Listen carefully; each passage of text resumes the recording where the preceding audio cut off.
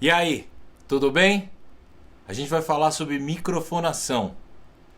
Então, para começar a falar sobre o assunto, primeiro a gente tem que falar sobre microfones. Sim, é importante saber que existem três tipos básicos de microfone, que são os mais utilizados em todas as situações que a gente acaba participando durante processos de gravações, principalmente de música.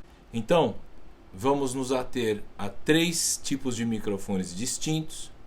Apesar de dois deles pertencerem à mesma família, a gente trata eles separados porque cada um tem uma especificidade, um tipo de manejo, de situação, então costuma se dividir em três. São eles os dinâmicos, os microfones de fita e os microfones condensadores. Os condensers, como a gente costuma falar mais por causa do inglês.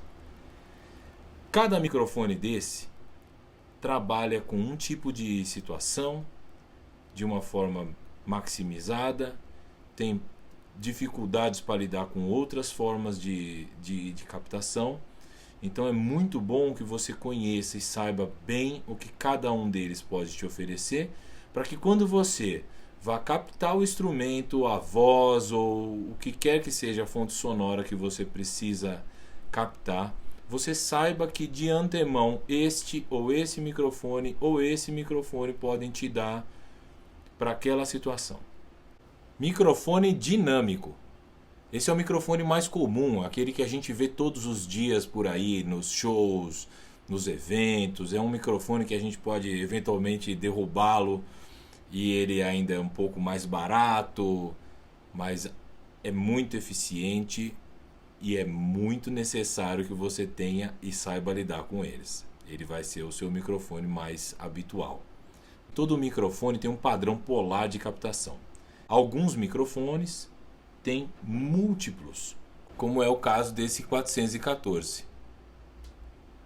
Você pode ir de uma esfera completa ao redor do microfone em 360 graus, que é o padrão omnicardioide. E você pode ir para a figura 8, que é quando o microfone escuta aqui para esse lado, para as costas identicamente, mas as laterais não escutam a fonte sonora. Isso é muito comum nos microfones de fita. Esse por acaso também é um microfone quadradinho. É um Heslow Sound dos anos 50, muito famoso por causa dos Beatles, utilizavam esse modelo de microfone no Cavern Club. Ele escuta na figura 8. Por exemplo, se a gente está querendo gravar dois cantores numa situação dentro de uma sala que tenha também um baterista que está aí na posição de vocês e um trompetista que está aqui na minha posição. Eu não tenho espaço, a sala é pequena e a gente realmente precisa fazer a coisa acontecer.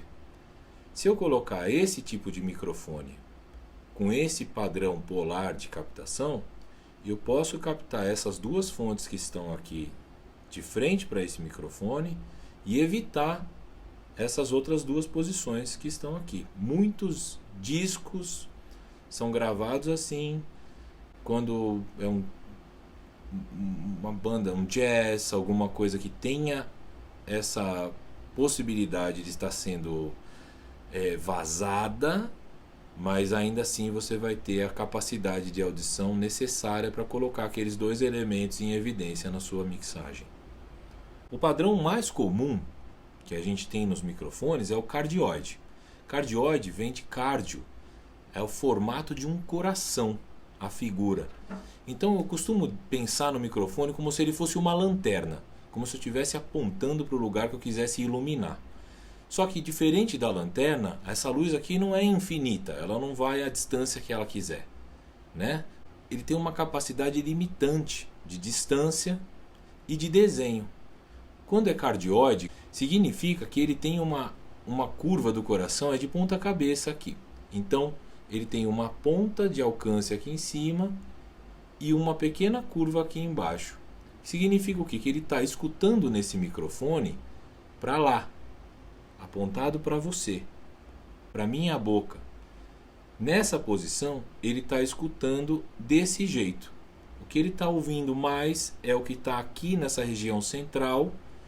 E aqui onde acontece esse desenho do coração, ou seja, ele rejeita essa parte aqui de trás, onde estaria o monitor, o retorno do cantor ali, por exemplo, né?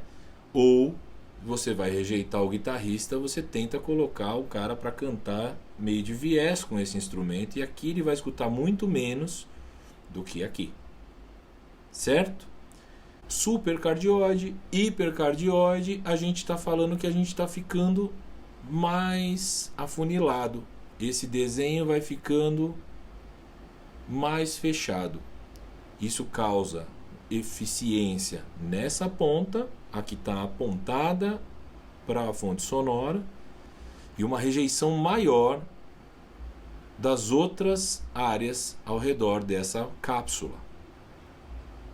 Obviamente, isso vai também interferir na qualidade da interação que esse microfone, que tem a figura mais fechada, mais aguda, com o vazamento que vai acontecer nesse palco. A gente vai conversar nisso numa outra hora, porque é muito profundo, mas existe interação entre mais de um microfone, certo? E a figura polar, com certeza, vai fazer com que essa interação seja mais ou menos amiga. Vamos falar desse termo, acho que é melhor, certo? Então agora vamos pensar como que funciona um microfone. Os microfones dinâmicos, eles funcionam muito parecido com o nosso alto-falante. Vou trazer um aqui para a conversa.